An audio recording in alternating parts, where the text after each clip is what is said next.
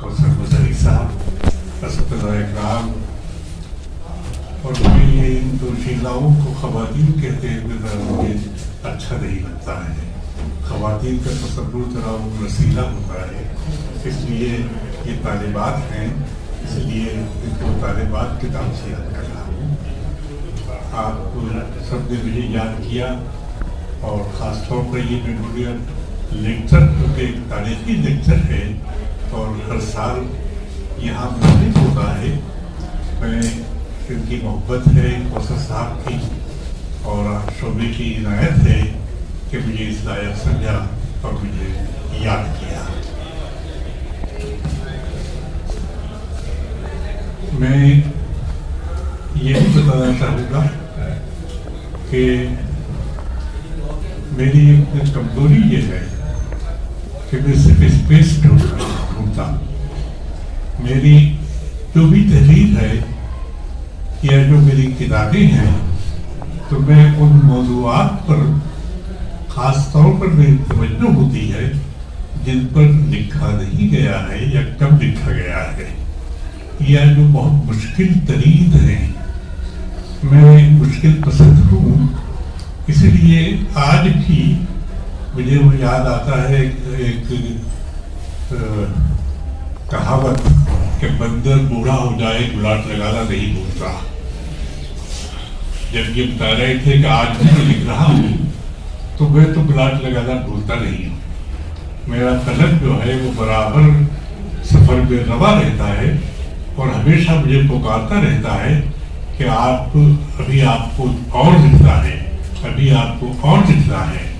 تو میں ان اسپیسیز پہ ڈھونڈتا ہوں اور ہمیشہ یاد رکھیے کہ ایک ہی صرف لکھنے والا پھر بہت دور جا کر تکرار سے پھر سامنے پڑتا ہے.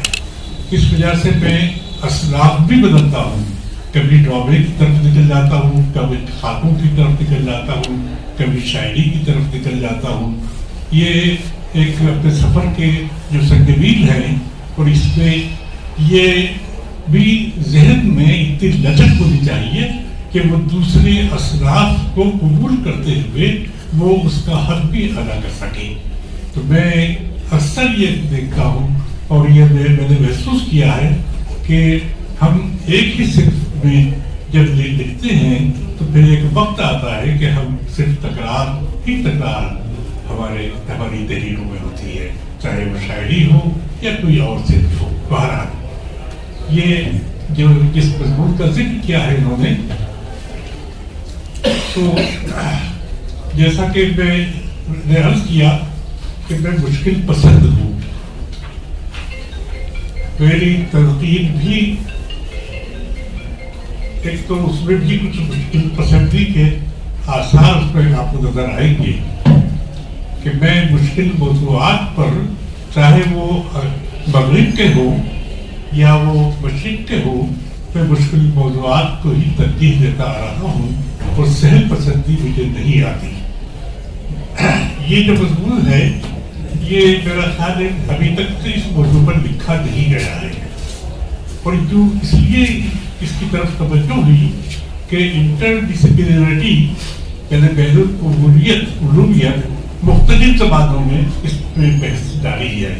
مختلف علوم انسانیہ میں یہ بحث جاری ہے کہ یہ بین العلومیت کا کیا ہے اور کیا کوئی بھی علم اتنا بے میل اور اتنا معصوم ہو سکتا ہے کہ جس پر دوسرے کسی دوسرا کوئی علم اس پر اثر انداز نہیں ہوتا.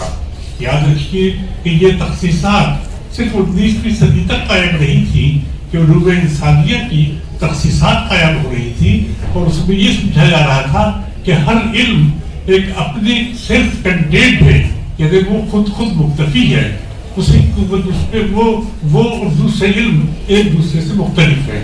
یہ ایسا نہیں ہوتا.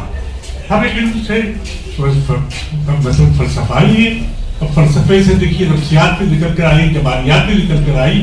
اس طرح سے بہت سے علوم سے عبرانیات وغیرہ وغیرہ سے اقتصادیات وغیرہ بھی نکل کر آئے.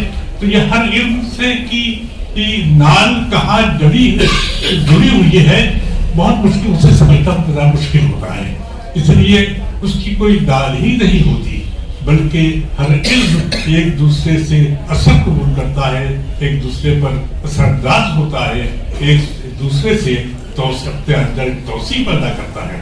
تو اس لیے علم یا ڈسپلن سخت بھی ہے اور اتنی ہی اس میں لچک بھی ہے.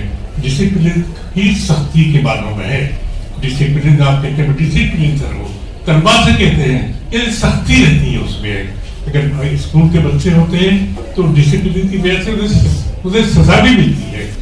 اور جس طرح سے آپ دیکھتے ہیں چاہے جرائم پیشہ لوگ ہو یا نہیں ہو یا پولیس ہو تو وہ بھی ڈسپلن کے لیے سزائیں متعین کرتے ہیں. بہرحال یہ الگ موضوع ہے. میرا موضوع جو ہے وہ ہے تنقید اور بین العلومی تنقید. یہ چونکہ ذرا ایک گاہا مضمون ہے اور میں نے صرف یہ اس وجہ سے اس پر لکھا کہ ابھی تک اس پر لکھا نہیں گیا تھا. اور یہ دراصل لکھنے کی خواہش یوں بھی پیدا ہوئی کہ ہم دراصل ایک بین العلومی سماج میں رہتے ہیں. ہم بین العلومی صبح سے ہوتے ہیں. ہم اخبار پڑھتے ہیں تو اس میں بھی اقتصادیات بھرے جرائم پیشہ لوگوں سے واسطہ پڑتا ہے. اس میں ہم سیاست سے کو بھی دیکھتے ہیں، سماج کو بھی دیکھتے ہیں، تہذیب کو بھی دیکھتے ہیں، اخلاقیات بھی دیکھتے ہیں. یہ تمام چیزیں ہمیں صبح کے اخبار میں ملتی ہیں، ہمیں ٹی وی میں ملتی ہیں، ہمیں ریڈیو کے ذریعے ملتی ہے، میڈیا کے ذریعے ملتی ہے. تو گویا کہ بین العلومی میں ہماری زندگی بسر ہو رہی ہے. یہ مختلف ڈسپلنس کا اثر ہم پر پڑتا ہے، ہماری نسلوں پر پڑتا ہے، ہمارے مطالعات میں پڑتا ہے. اور یہ سب کا ایک مجموعہ ایک نچوڑ ہوتا ہے جو کہ ایک نظریے کی شکل میں پیش آتا ہے. یہ چونکہ مضمون تھوڑا سا مختلف بھی ہے اور نوعیت اس کی مختلف بھی ہے اور ذرا میرا لکھنے کا انداز بھی کیا بتاؤں ذرا مختلف ہے. اس لیے اسے پڑھنے میں زیادہ آپ کو شاید لطف آ سکتا ہے. میں عرض کر رہا ہوں تنقید اور بین العلومی تنقید. میں نے پہلے جزء میں یہ بتایا ہے کہ تنقید کا عمل یعنی فنکشن آف کریٹیسزم کیا ہوتا ہے اور پھر اس کا مختلف ڈسپلنس سے، فنون سے اس کا کیا رشتہ ہوتا ہے اور کیا اس کے بغیر فنکشن آف کریٹیسزم اپنا حق ادا کر سکتا ہے. یہ ایک سوال قائم کیا ہے. کسی عہد میں کوئی نظریہ یا تھیوری معاصر بصیرتوں کی خاص پہچان بن جاتی ہے. کسی دوسرے عہد میں کوئی دوسرا نظریہ اس کے وسیع تر تاثر کو مٹا دیتا ہے اور اس طرح نئے کے مقابلے پر پرانا افکار رفتہ نظر آنے لگتا ہے. تاریخ کبھی ایک ہی صورت میں اپنے آپ کو نہیں دہراتی. تاریخ اب کبھی ایک ہی صورت میں اپنے آپ کو نہیں دہراتی بلکہ دہرانے کے عزم کے معنی ہیں. بہت سی چھوٹی بڑی تبدیلیوں کے بعد کسی ایک صورت کی بحالی اور بحالی میں ہمیشہ یکساں روی کا عنصر جلی قربان کا حکم رکھتا ہے. بلکہ زمان و مکان کی تبدیلی یا طویل و خفیف وقفے کے بعد ہر پرانی صورت کسی نہ کسی سطح پر نئی ہی ہوتی ہے. نئی اس لیے کہ اس میں یقیناً بہت سے محسوس اور غیر محسوس طور پر نئے عناصر بھی شامل ہو جاتے ہیں بلکہ ہوتے رہتے ہیں. کوئی تنقید کبھی حتمی یا آخری نہیں ہوتی. وہ آخری ہو بھی نہیں سکتی کیونکہ اس کے سلسلے عمل کا راست تعلق تاریخ کے عمل سے ہے. باوجود اس کے کبھی کبھی بعض ایسی تبدیلیاں بھی رونما ہوتی رہتی ہیں جن کے اسباب اکثر منکشف نہیں ہوتے یا منکشف ہونے سے رہ جاتے ہیں. تنقید اسی معنی میں ایک مسلسل حرکت ہے اور جو حقائق اور اوصاف نیز تخصیصات کو مناسب اسماء صفات سے نوازتی رہتی ہے. اس خیال کے بھی اپنے معنی ہیں کہ تنقید ادب کے قاری اور قاریوں کو ادب یا کسی مخصوص ادیب و شاعر یا اس کے مجموعی فن یا فن پارے کے بارے میں کوئی نظریہ یا رائے قائم کرنے میں معاون ہوتی ہے یا ذہنی فضا سازی کا کام کرتی ہے. ادب کا قاری بالعموم عضوی ہوتا ہے، یعنی وہ اپنی روزمرہ کی زندگی کے معمولات اور ذمہ داریوں سے تھوڑا سا وقت نکال کر ادب کی طرف رجوع ہوتا ہے. ادب اور ادب میں بھی فرق ہے. بیشتر قاری اسی ادب کے متلاشی ہوتے ہیں جو انہیں زیادہ سے زیادہ لطف اندوزی کا سامان مہیا کرتے ہیں، جسے پڑھنے اور سمجھنے میں انہیں کوئی دقت نہ ہو. بعض چیزیں کیفیات اور جذبے اس کے روزمرہ کے تجربے کا حکم رکھتے ہیں، لیکن اسے وہ مہلت نہیں حاصل ہوتی کہ ان پر تھوڑا رک کر غور کر سکے اور اس کی قدر و قیمت جان سکے. ایسا ادب بھی ایک سطح پر اس کے ذہن اور جذبوں کو گرا ضرور بخشتا ہے. زندگی کو کسی اور طریقے سے دیکھنے، سمجھنے اور بسر کرنے کی راہ اسے اس قسم کے ادب سے بھی ملتی ہے. لیکن ایسا ادب جس طریقے سے قاری کو فوراً اپنے آپ میں شریک کر دیتا ہے، اس کے اپنے فریب ہیں. قاری اس کے وقتی عنصر اور وقتی معلومیت کو بھی سمجھ نہیں پاتا. اس کے پاس فکر کا وہ پس منظر، اپنے تاثرات کو نام دینے والی مناسب زبان کی وہ قوت اور وہ تجربہ بھی نہیں ہوتا کہ اپنے خیالات کو ایک دعوے کے طور پر یک بستہ کر سکے. باوجود اس کے اس قسم کے قاریوں میں سے ایسے قاری بھی نمودار ہوتے ہیں جو ایک عرصے دراز تک خالص تفریحی ادب پڑھ کر امیدیں رکھتے ہیں، کیونکہ خالص تفریحی ادب میں ایک دوسرے کی گونج سے اس قدر مانوس ایک دوسرے کی گونج اسے اس قدر مانوس بنا دیتی ہے کہ وہ جتنا اسے وقت دیتا ہے پاتا اس سے کم ہے. اس قسم کا تحریری ادب اجرت میں لکھا ہوا ادب ہوتا ہے.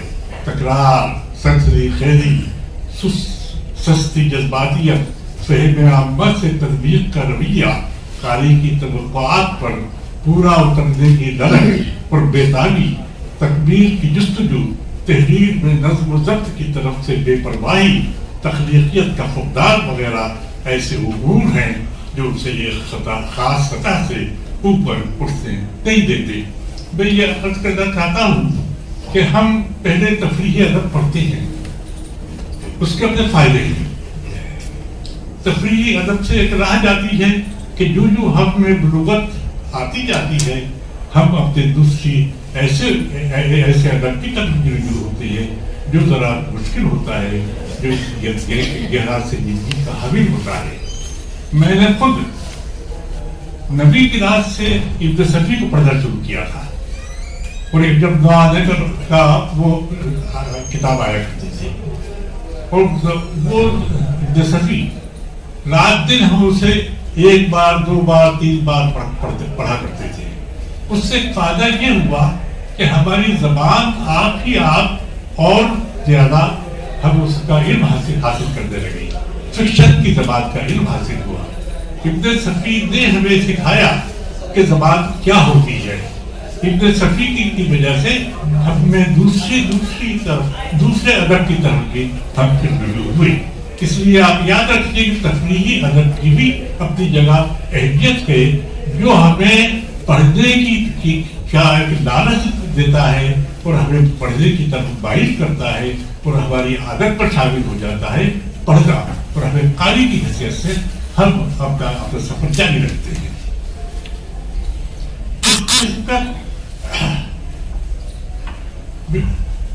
ایک خاص سطح سے اوپر نہیں اٹھنے دیتے. تنقید ہی اسے ادب اور ادب کا فرق بتاتی ہے کہ وقتی اور ہمیشہ زندہ رہنے والے ادب میں امتیاز کی نوعیت کیا ہوتی ہے. ہر تحریر کا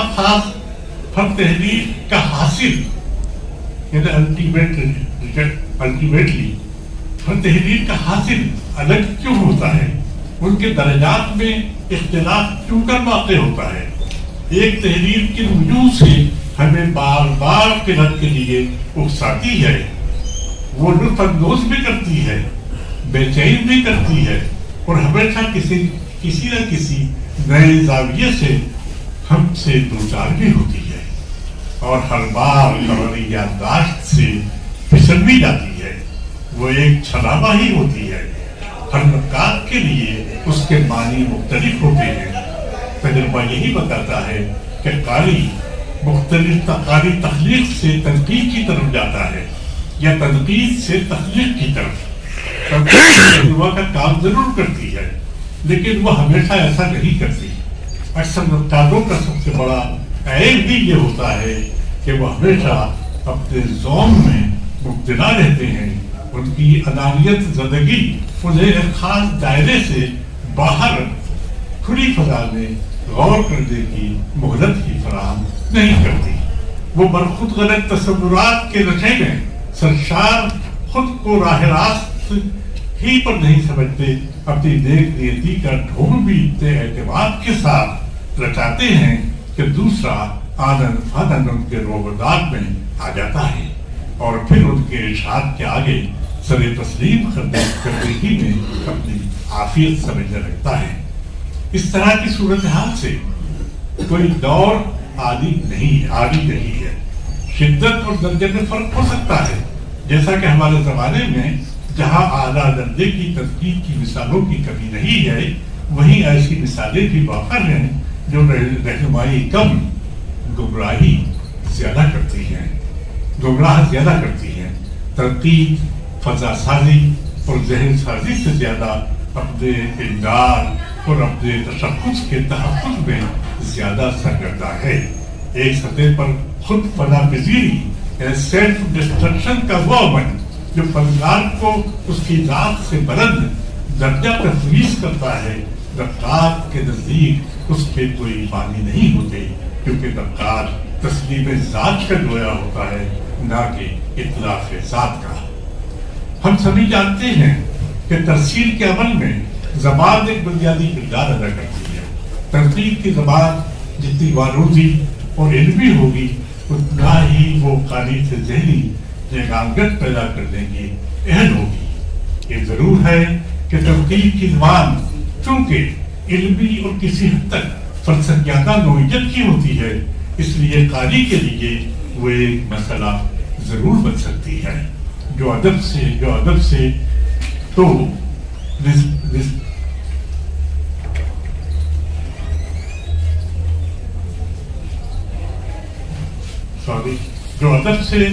تو نسبت خاص رکھتا ہے، لیکن تنقید کو اپنی معاملت کا حصہ بنانے سے اسے کوئی غرض نہیں ہوتی۔ تنقید کے تعلق سے ہماری توقع یہی ہوتی ہے کہ اسے علمی ہونا چاہیے، یعنی وہ ہمیں وہ سب کچھ مہیا کرے جس سے ہم محروم ہیں، یا ہماری دسترس میں نہیں ہے، یا ہم کچھ ایسی چیزیں جاننا چاہتے ہیں جو انکشاف کا درجہ رکھتی ہیں۔ تنقید عام معنی کے پہلو کبھی خاص معنی کو دریافت کر کے ایک طرف اس فنی شہبانی کو پہلے سے زیادہ ثروت مند بناتی ہے، دوسرے اپنے تاریخ کے تجربے کو بھی متمول کرتی ہے۔ یہ اسی وقت ممکن ہے جب قاری تنقید کی اس زبان کی فہم رکھتا ہو جو 100-125 برس میں تدریجاً آسان سے مشکل ہوتے 21ویں صدی کے اس دوسرے عشرے تک پہنچ کر بڑی تہدار اور پیچیدہ ہو گئی ہے۔ یہ ایک حصہ چھوڑ رہا ہوں۔ حالی کی زبان اپنے عہد کی ایک مثالی علمی اور تنقیدی زبان ہے۔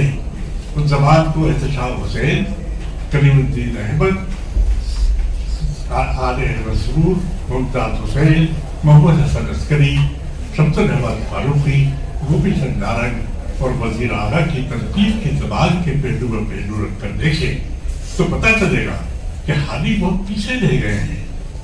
حالی کی تحریر میں جو جمالیاتی نظم و ضبط اور موضوع و مسئلے کو مرکز میں رکھ کر درجہ بدرجہ نتیجہ حاصل کرنے کا جو رویہ ہے، اس کی اہمیت آج بھی ہے۔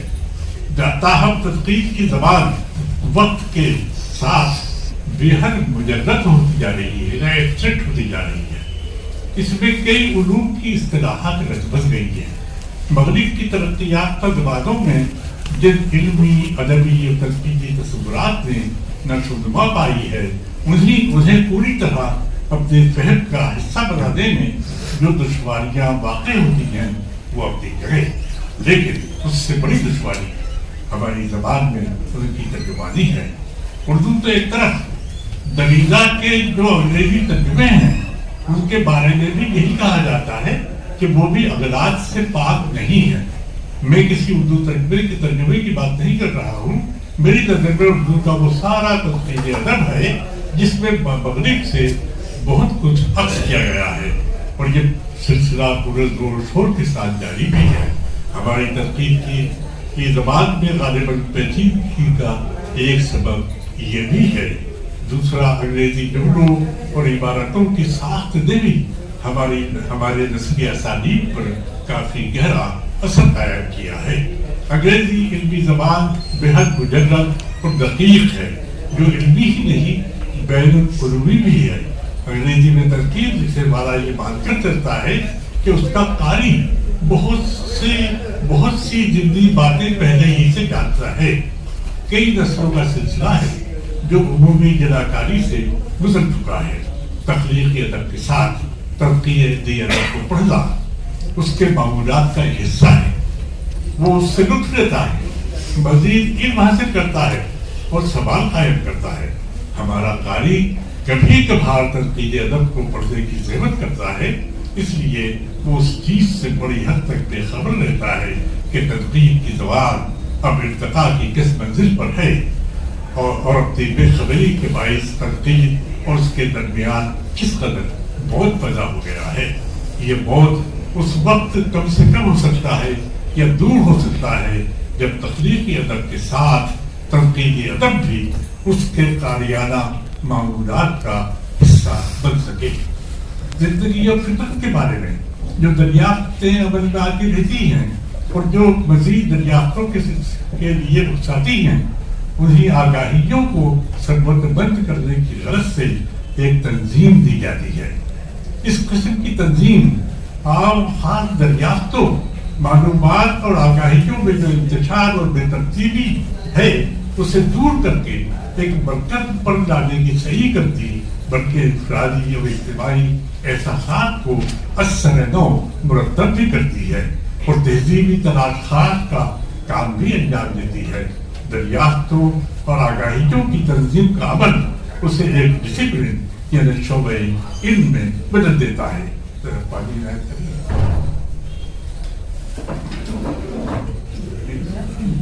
خاموشی سے انتظار کر رہا تھا. ہر شعبۂ علم کا اپنا ایک ڈسپلن ہے. ڈسپلن کے معنی ہی ضابطہ بندی اور علم کے ہے، جس کا ایک دستور العمل یا کوئی دستور ایسا دائرۂ عمل ضرور ہوتا ہے جو اسے فکری انتشار اور بد نظمی سے محفوظ رکھتا ہے. کسی بھی علم یا شعبے سے متعلق یا اقدار و معیار یا قواعد اور اصولوں کی تشکیل کا عمل کئی زبانوں پر محیط ہوتا ہے. ان ضابطوں کی آخری شکل اضافی شکل ہی ثابت ہوتی ہے. ذہن انسانی کی سرگرمی اور ذوق جستجو ہمیشہ ان میں ترمیم اور اضافے کرتی رہتی ہے. علاوہ اس کے تمام شعبہ علم اپنے مخصوص نظام عمل کے باوجود ایک دوسرے کی تحقیقات، انکشافات، مخاطبات اور جدلیاتی اعمال سے بہت کچھ اخذ و قبول بھی کرتے ہیں اور بہت کچھ اپنے قواعد میں چھٹنی کرنے پر مجبور بھی ہوتے ہیں. ان علوم میں بظاہر ناآہنگیوں میں مباطن کئی سطحوں پر ہم آہنگی کی ایسی صورتیں ہمیشہ ممکنات میں سے ہوتی ہیں جن کا قصد ہی مختلف نوع تضادات و تناقضات کو نئے مرکبات میں ڈھالنا ہوتا ہے. اس طرح علم کی ہر تنظیم کو بعض عنصری اشتراک کے ماہیت یا اقدار مشترک کے اعتبار سے کسی نہ کسی نئی تنظیم کا جزو بننا پڑتا ہے جو اس بات کا ثبوت ہے کہ ہر علم اوپن اینڈیڈ ہوتا ہے. وہ نظریات کے عمل سے گزر کر پہلے سے زیادہ افادہ بخش، کارگر اور ثروت مند ہو جاتا ہے یا ہوتا رہتا ہے، کیونکہ نظریاتی عمل ایک سلسلہ جاریہ کا حکم رکھتا ہے. ایک معنی میں ڈسپلن تربیت یا سیکھنے سکھانے کے عمل سے متعلق ہے، دوسرے استعاراتی معنی میں علم اور شعبے سے بھی مراد دی جاتی ہے. جب کہ کہا جاتا ہے کہ فلاں شخص کا فلاں ڈسپلن سے تعلق ہے تو اس کا یہی مطلب ہے کہ اشارہ کسی خاص علم یا کسی خاص شعبے کی طرف ہے. دوسرے معنی میں ڈسپلن طاقت یعنی پاور کا استعارہ ہے. یہ دونوں رشتے ایک دوسرے سے متصادم بھی ہے اور استاد و شاگرد یا مذہبی پیشوا اور ان کے اطاعت گزاروں کے مابین ایک خاص قسم کے تعلق کی طرف بھی اشارہ کرتے ہیں. ڈسپلن کے روایتی مطلقیت، خود کوشی اور نام نہاد مرکزیت کو بین العلومیت دہس کرتی ہے اور ایک ایسا متبادل تصور فراہم کرتی ہے جو جمہور اساس اور حرکی ہوتا ہے، جس میں وہ سب کچھ ہوتا ہے جو زیادہ سے زیادہ لوگوں کو مطمئن کر سکے.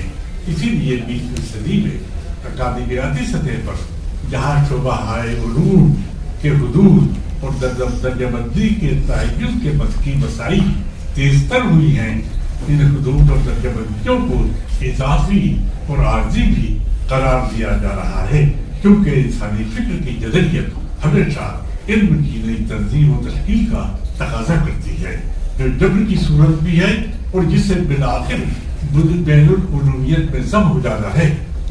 نئی پیوندکاریاں، یہ نئی توثیقات صورتیں ایک طرف علم کی لچکداری اور تغیر پذیری کا ثبوت فراہم کرتی ہیں تو دوسری طرف بین العلومیت انٹر ڈسپلنری کو بھی راہ دیتی ہیں. قدیم میں عموماً علم کے خواص متعین تھے، ان کی نئی تشکیل کے عمل کو مناسب نہیں خیال کیا جاتا تھا. 20ویں صدی میں نہ صرف یہ کہ مختلف علوم کے حدود وسیع ہوئے بلکہ ان سے نئے علوم کی شاخیں بھی پیدا ہوئی. علوم کے اطلاق، ان کی عملیت اور ان کے مقاصد کی وسعت نے انہیں پہلے سے کہیں زیادہ حساس اور ادق ہی نہیں متبادل بنایا. بین العلومی تداخل نے ادبی مطالعوں کے ضد میں جس دوسرے دائرہ علوم کی طرف متوجہ کیا، ان میں تہذیبی مطالعات کے علاوہ فلسفہ، نفسیات، تاریخ، انسانیات، سماجیات اور جغرافیہ جیسے علوم انسانیہ کے علاوہ طبیعیاتی علوم کا خاص درجہ ہے. اس معنی میں علوم انسانیہ یعنی ہیومینٹیز اپنی بعض صورتوں میں ایک دوسرے سے مختلف اور منفرد ہیں، بعض صورتوں میں ایک دوسرے میں پیوست بھی ہیں اور ایک دوسرے پر انحصار بھی رکھتے ہیں. مختلف علوم کے کسی ایک یا ایک سے زیادہ سطحوں پر ایک دوسرے سے ہم آہنگ ہونے کے بانی ان کی باہمی نفوذ پذیری اور اثر پذیری کی صلاحیت ہے جو ایک دوسرے کے ادبی عناصر کو پیچھے دھکیل دیتی ہے اور ایک دوسرے میں جذب و قبول کی اہمیت کو جلا بخشنے میں مددگار ثابت ہوتی ہے. بین العلومیت کسی تحریک کا نام نہیں ہے، نہ ہی ایک مستقل تنازع کی صورت میں اسے بار بار بحث کا موضوع بنایا گیا ہے. وہ حضرات جو ہر شعبہ علم کا تعین ایک قطعی علیحدہ منصب کے طور پر کرتے ہیں یا کسی بھی علم کی تخصیص کے علاوہ کے تخصیص کے حدود کو حتمی قرار دیتے ہیں، ان کی تعداد یا تو بہت کم ہے یا ان کے جواز میں بھی کوئی نہ کوئی ایسا پہلو مثبت ہوتا ہے جو مجھے سخت گیری کے الزام سے بچا لیتا ہے. موجودہ وقتوں اور بالخصوص 20ویں صدی کے نصف آخر میں علم کی ہر سطح اور ہر شعبے میں جس تیزی اور شدت کے ساتھ تبدیلیاں واقع ہوئی اور اضافیت نے جس طور پر قبولیت عامہ کا درجہ اختیار کیا اسے کسی دوسرے عہد کی تبدیلیوں کے تناظر میں دیکھا جائے تو پتہ چلے گا کہ تکمیلیت، دائمیت اور ہمیشگی محض ایک بھرم ہے۔ ہر شعبہ علم اور ہر نظریے کو کسی نہ کسی نئے چیلنج کا سامنا ضرور کرنا پڑتا ہے۔ ہر رجحان اور ہر نظریے کا اثر جلد یا بدیر ظاہر ہونے لگتا ہے، یا کسی دوسرے نظریے کے ازدحام میں اسے ضم ہونا پڑتا ہے۔ رد و تنصیب کے عمل سے ماضی کا کوئی دور خالی نہیں ہے، لیکن صداقت، جواز اور دلیل کو جس طور پر ہمارے وقتوں میں استحکام نہیں ہے اتنا کبھی نہیں ہوا۔ فلسفہ اور مختلف علوم ادبی مطالعات کے طریقوں پر ہمیشہ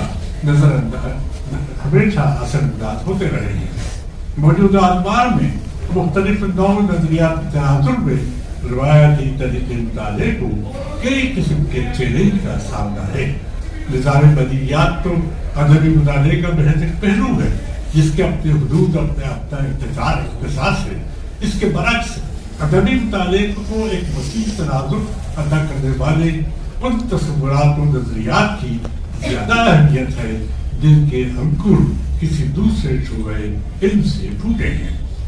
ہمارا سماج تکثیری نظام ہے اور تکثیری ہے، بلکہ پوری دنیا ایک تکثیری سماج ہے جو مختلف نو تبدیلیوں، مختلف نو تہذیبوں، مشرقوں، زبانوں اور حتیٰ کہ ادبوں یا لٹریچرز کی کثرت کے علاوہ نظریات کی سطح پر بھی کثرت بیز گزاری کا مثل ہے۔ کثرت کے معنی قطعی یہ نہیں ہے کہ ان نظریات کے مابین صرف بودھ ہے یا خارجی یا داخلی سطح پر یہ کسی بھی معاصرت یا مطابقت کے پہلو سے خالی ہے۔ ایسے کئی اجزاء و عناصر ہیں جو وقت کے تقاضوں کے ساتھ ایک دوسرے پر اعتراض ہوتے ہیں، ایک دوسرے سے متصادم ہوتے ہیں اور ایک دوسرے سے سبقت لے جانے کی کوشش کرتے رہتے ہیں۔ انسانیات کی تاریخ یہی بتاتی ہے کہ تاریخ کا جب کبھی بے حد خاموشی اور کبھی بے حد شور کے ساتھ چیزوں کی ماہیت، ان کے خواص اور ان کی واحدیت کو یکساں صورت میں قائم نہیں رہنے دیتا۔ کوئی علم، کوئی ادبی یا غیر ادبی نظریہ نہ تو پوری طرح معصوم ہے اور نہ بے میل، وزن ہمیشہ شمولیت کے باب میں رکھتا ہے۔ اس میں کچھ نہ کچھ شامل ہوتا رہتا ہے اور خود بھی دوسرے متون کا حصہ بنتا رہتا ہے۔ باوجود اس کے ہر شعبہ علم یا ہر نظریے کے بعد ایسے اجزاء بھی ہوتے ہیں جن سے ان کا کوئی تشخص ضرور قائم ہوتا ہے۔ شناخت کی صورت ہی انہیں ایک علیحدہ وجود اور منصب عطا کرتی ہے۔ ادبی تاریخ کے ہر دور کے ادب کے اپنے کچھ امتیازات ہوتے ہیں۔ اس قسم کے امتیازات اس دور کا تشخص بھی قائم کرتے ہیں جنہیں ہم اس دور کا جلی عنوان کہہ سکتے ہیں۔ یہی صورت تخلیقی ادب کے پہلو ادبی تنقید میں بھی دیکھی جا سکتی ہے۔ قدیم میں بہتر تنقید اپنے اصول تخلیقی ادب سے اخذ کرتی تھی۔ پچھلی کئی صدیوں کی تنقید خصوصاً مغرب نے تنقید ادب سے زیادہ فلسفیانہ رجحانات کو بنیاد بنایا ہے۔ تنقید کے اس عمل میں تفہیم اور تجزیے کے عمل میں کچھ آدمی ضرور پیدا کرتے ہیں۔ تنقید کے حوالے سے ہم ایک وسیع نظریہ سے متعارف ہوتے ہیں۔ ہم ان بصیرتوں کے تجربے سے گزرتے ہیں جنہیں کسی علم سے جلا ملی ہے یا زندگی کے حواسی اور تعقلی تجربوں کی وہ زائدہ و پروردہ ہیں۔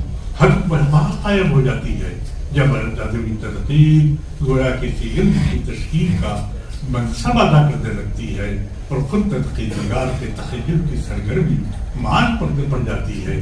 تنقید نگار کے لیے بھی ذہنی و ضمیر کی آزادی اتنی ہی لازمی ہے جتنی تخلیقی فنکار ہی کے لیے۔ اس طرح نقادان فن جب تاریخی، سماجی، سیاسی اور ادارہ جاتی سیاقات کو تخلیقی ادب سے اخذ کرتے، ان کو ادب کا ایک ناگزیر جز سمجھتے اور اسی کو ترجمانی کا بنیادی سرچشمہ قرار دیتے ہیں تو وہ ادب کو اتنا ہی جھٹلاتے ہیں جتنا مناقات جو خارج جوانیات کے اندازہ قدر پر اپنے ایقان کی بنیاد رکھتے میں زیادہ بے صبرے نظر آتے ہیں. فن کو نہ تو دنیا سے منقطع کر کے دیکھا جا سکتا ہے جو اس کا سرچشمہ ہے، اور نہ ہی ان تھیوری سازوں کو کلیتاً غیر متعلق قرار دیا جا سکتا ہے جو تخلیقی زبان اور کسی بھی نثری یا شعری فن پارے میں نظام حیات کو مسئلے کے مرکز میں رکھ کر دیکھتے ہیں. ان کے نزدیک انسانیت پسندوں کی قدر شناسی کا منصب بھی معنی کے لیے کہ جہاں نو کی جستجو ہوتا ہے، جن کی نظر میں ادب کے نزدیک ایک ایتھیکل مول کا حکم رکھتا ہے، لیکن ایک حد کے بعد ان کا یہ نظریہ بھی ادب کی حقیقی معنویت اور قدر کو کمزور کر دیتا ہے. فن کو منصوبی ساخت ماننے والے وطن میں زبان کے تکنیکی پہلوؤں ہی سے سروکار زیادہ رکھا جاتا ہے. قبائلی ساختوں اور پھر انہیں اپنے تشریحی میں اعداد و شمار کے طور پر کام میں لینے اور یہ سمجھنے میں بھی کوئی مذائقہ نہیں کہ ادبی تخلیق کو کوئی سری اور خالص لاشعوری عمل نہیں ہے، بلکہ وہ ایک عام باہمی مخاطبے کی صورت ہے. میں نے مخاطبے کو ڈسکورس کے بارے میں استعمال کیا ہے، مخاطبے کی صورت ہے، لیکن اس قسم کے تجزیات کے عمل میں ان محسوسات کے ساتھوں سے صرف نظر کرنے کی گنجائش برقرار رہتی ہے جو لفظوں کو سوکھے پنجر کے الزام سے بچا سکتے ہیں. تکثیریت تکثیریت ان تمام طریقہ کار کی توثیق کرتی اور ہر نظریے کو اس سے خاص تشخص کے ساتھ قبول کرتی ہے، کیونکہ کسی بھی معروض کی تقریر میں ہر طریقہ کار ایک مؤثر اور بالقوت برابر کی قدر رکھتا ہے. کسی بھی فن پارے یا معروض کے کئی تہذیبی متعلقات اور تاریخی حوالے ہوتے ہیں، اس لیے اس کی تقریر کسی ایک حوالے سے مناسب نہیں. اس لیے تفصیلیت کا اصرار کئی طریقہ کار پر ہے. تکثیریت کے برخلاف بین العلومیت کے تئیں معنی خود ایک بین العلومی تشکیل ہے. ہم اپنی روزمرہ زندگی میں بھی لاشعوری طور پر بین العلومی ہوتے ہیں. بہت کچھ ہم سمجھتے ہیں، بہت کچھ نہیں سمجھتے. بس بات کر چلتے ہیں کہ ہمارا شعوری انتخاب، ہم بات کر چلتے ہیں کہ پانی ہمارا شعوری انتخاب نہیں ہوتا.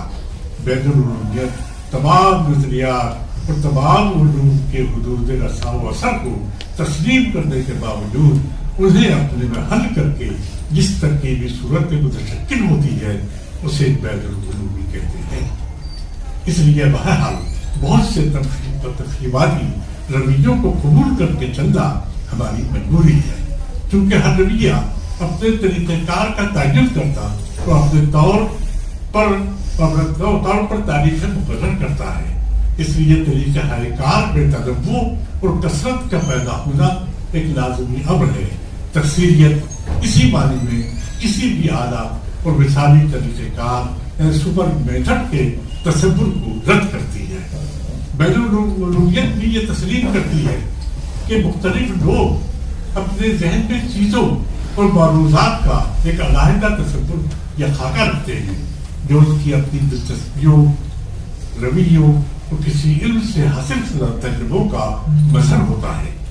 کسی ایک نظریے یا علم کی روشنی میں پریم چند کا مطالعہ کسی اطمینان بخش نتیجے تک نہیں پہنچا سکتا، اور نہ ہی اقبال کسی ایک رویے پر پورا انتظام کر سکتے ہیں. آگ کے دریا کا سراغ صرف تاریخ، صرف فلسفے، صرف عمرانیات یا صرف سیاسیات کی راہ سے لگانے کے معنی اپنے آپ کو ایک نئے فریب میں مبتلا کر دیتے ہیں. غالب کو اپنی فہم کا حصہ بنانے کے لیے بیک وقت کئی رویوں سے کام کرنا ناگزیر ہے. کسی ایک حاوی رجحان کو تمام طرح کی روشنیوں کو منبع سمجھ لینے اور اسی کو ایک مثالی اور مستحکم قدر تسلیم کرنے سے ایک محدود قسم کے معنی تک تو رسائی ممکن ہے، لیکن ایسے بہت سے امکانات کی فہم سے ہم محروم ہو جاتے ہیں جن میں متبادلات کی ایک دنیا آباد ہے. مختلف علوم نظریات کو مخلوط اور ہم آمیز کر کے ہی ترتیب ایک بہتر کردار ادا کر سکتی ہے، کیونکہ تخلیق ادب کا کردار بھی بین العلومی ہوتا ہے. اسی لیے محض کوئی ایک نظریہ، محض کوئی ایک مخصوص تصور، محض کوئی ایک علم کسی بھی تخلیقی پارے کے تقاضوں سے بخیر و خوبی عہدہ برا نہیں ہو سکتا. غالباً ہماری آئندہ ادوار کی تبدیل کو بین العلومیت سے ایک نئے معنی کے ساتھ رشتہ قائم کرنا اس کی مجبوری ہوئی.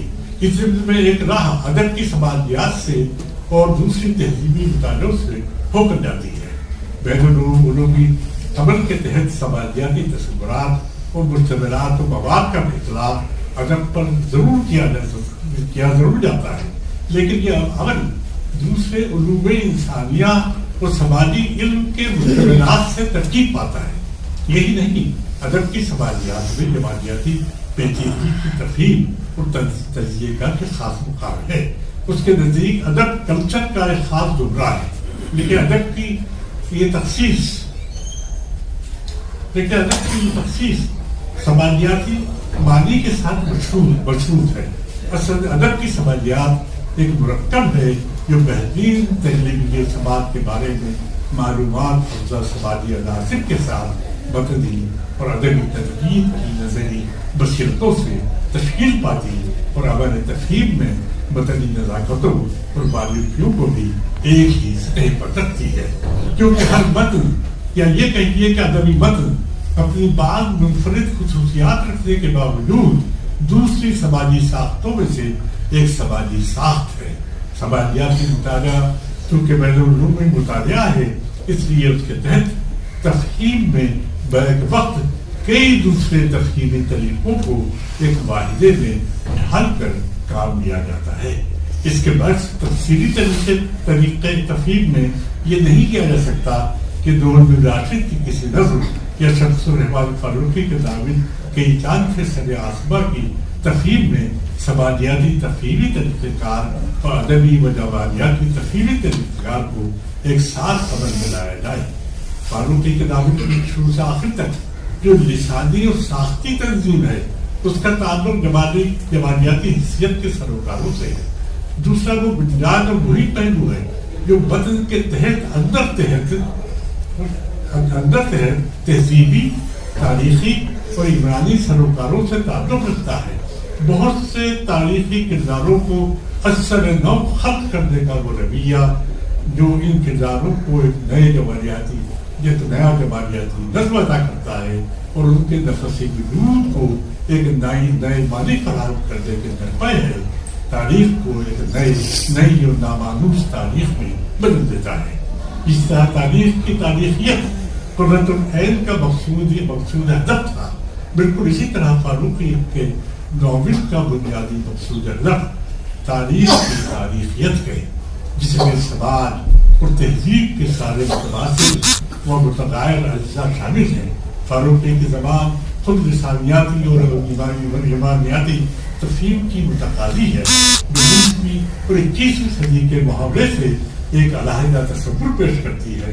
ناول میں ان انوار کی سماجی اور تہذیبی ساختوں اور حتیٰ کہ اقتصادی اعمال کا پہلو مطالعہ ہمارے لیے بعض کئی نئی حیرتوں کا منبع ثابت ہو سکتا ہے. اس طرح کے انسان سے سر آسما ایک ادبی ساخت بھی ہے اور بڑے وقت سماجیاتی موضوع فن بھی. اس بحث سے ہم اس نتیجے پر پہنچتے ہیں کہ نظری یا تجربی تخلیق کی نوعیت بناوٹی اور جعلی ہے. اس اکادمیاتی مفروضے کے کوئی معنی نہیں کہ دانش مرادہ عمل اور مادی حقیقت میں قطعی قسم کی تخلیق ہوتی ہے. 3. وہ تمام روایات جن کا تعلق رومانویت، اثباتیت، جدیدیت یا مارکسیت سے ہے، بعض معنی میں ایک دوسرے سے متصادم صحیح، لیکن یہ سب ہمارا علمی اور دانشورانہ مصرع ہے. ہم کسی فن پانے کو اگر تہذیبی ساخت سے تعبیر کرتے ہیں تو اس کا ایک مطلب یہ ہوا کہ تہذیب کا سیاق بھی وہی ہے جو سماج کا ہے. جو سوال کا سیاق ہے وہی تہذیب کا سیاق ہے. تاریخی، جغرافیائی، سیاسی، اقتصادی سیاقات کے لیے کے علاوہ روزمرہ زندگی کے معمولات اور تہذیبی اعمال بھی ایک ہی سیاق کا حصہ ہیں. ایک طرح سے سماجی سطح پر تبدیلی کی صورتیں نو آبادیاتی اور پس نو آبادیاتی رشتے، پاپولر کلچر کی سیاست، بازار کاری، قومیت کے مسائل، ماورائے قومیت، آزادکاری، صنف اور جنسی تشخص، پاور کی ہماگیر تنظیم، نسلی اور طبقاتی تفریقات وغیرہ سارے موضوعات و مسائل سماجی اور تہذیبی مطالعے کے دائرے کی چیزیں ہیں. اسی لیے تہذیبی مطالعہ بھی اپنے عمل میں ایک ساتھ کئی طریقہ کار کا مرغوبہ ہے. ادبی ترتیب جو اکثر کسی خاص نظریاتی محدودی کو اپنا نصب العین سمجھتی رہی ہے اور اسی میں اسے بیش از بیش سہولت اور تبادلیت کا احساس بھی ہوتا رہا ہے. تہذیبی مطالعہ یہ کسی بھی تہذیبی مطالعہ کسی بھی پانے کا سیاسی مطالعہ اس کی یکساں رنگی کے تئیں ایک چیلنج سے کم نہیں ہے. شعری، لسان و قواعد کا علم ترتیب کے پیچیدہ عمل میں کام ضرور آتا ہے اور آ سکتا ہے، لیکن تنقید کے وسیع تر منصب میں محض اسی کو ناگزیر قرار نہیں دیا جا سکتا. تنقید تمام اسی وقت ہوتی ہے جب وہ ادب کے سیاسی مطالعے کو بھی اپنی ترجیحات میں جگہ دیتی ہے. ہمارے نقادوں کا ایک بڑا حلقہ فروعی مسائل میں زیادہ اٹھا ہوا ہے. تنقید میں گہری سنجیدگی، مطالعے کو ایک خاص ڈسپلن کے ساتھ نقل کرنے کا دور، ادب کے بنیادی اور تنازعاتی مسائل کی اہمیت اور کلاسکس کو ایک نیا نام دینے کے مسائل کا جیسے فقدان ہے. ہماری تنقید میں اس فلسفیانہ تفکر کی بھی زبردست کمی ہے جس سے معنی کی نئی راہیں واہ ہوتی ہے. ادراک کو ایک مختلف نظم میں اثر آتا ہے. جواز کی کئی غیر متوقع صورتیں نما ہوتی ہیں اور امتیازات قائم کرنے کے نئے سراغ دستیاب ہوتے ہیں. فلسفیانہ ذہن خالص ادبی ذہن سے زیادہ بصیرت رکھتا ہے. معنی نہیں، معنی کے جھوٹ اس پر منکشف ہوتے ہیں. ان سارے رشتوں کی جستجو اس کے منصب میں شامل ہوتی ہے جنہیں معانی کا سرچشمہ کہا جاتا ہے. اگرچہ اس قسم کی اکثر جستجویں ایک دھند سے شروع ہوتی ہیں، لیکن آہستہ آہستہ دھند چھپتی چلی جاتی ہے اور معنی کے نئے نئے امکان روشن ہوتے چلے جاتے ہیں. ایک علم یا کسی ایک مطلب فکر یا کسی ایک نظریے کو جب بھی تفہیم کی اساس کے طور پر عرض کیا گیا ہے، ادب فہمی کے حق میں زیادہ کارگر ثابت نہیں ہوا. فلسفیانہ فکر کے بانی فلسفہ بطور علم یا فلسفیانہ خیالات کے نہیں، بلکہ سوچنے کا وہ طریقہ ہے جو چیزوں کو ان کے وسیع تر تناظر، وسیع تر سیاق میں دیکھنے اور سمجھنے کی ترغیب دیتا ہے اور معنی کے ان قریب و بعید متعلقات کو کسب کرنے کی صحیح کرتا ہے جو بظاہر اوجھل ہیں لیکن وطن کے باطن یا تحت الوطن میں کہیں واقع ہیں. چیزیں جو بظاہر دکھائی نہیں دیتی اس کا مطلب یہ نہیں ہے کہ وہ کوئی وجود ہی نہیں ہوتی. اسی طرح کی چیزوں سے اکثر غیر متوقع طور پر تفہیم کے عمل میں سابقہ پڑتا ہے. اس بات کا لحاظ بھی ضروری ہے کہ اکثر فلسفیانہ خیالات کی فراوانی اچھی بھلی تنقید میں دانش ورانہ جھوٹی برتری کی موجب بن جاتی ہے. تنقیدی مخاطبے کو تنقید ہی ہونا چاہیے، فلسفیانہ مخاطبہ نہیں. شکریہ.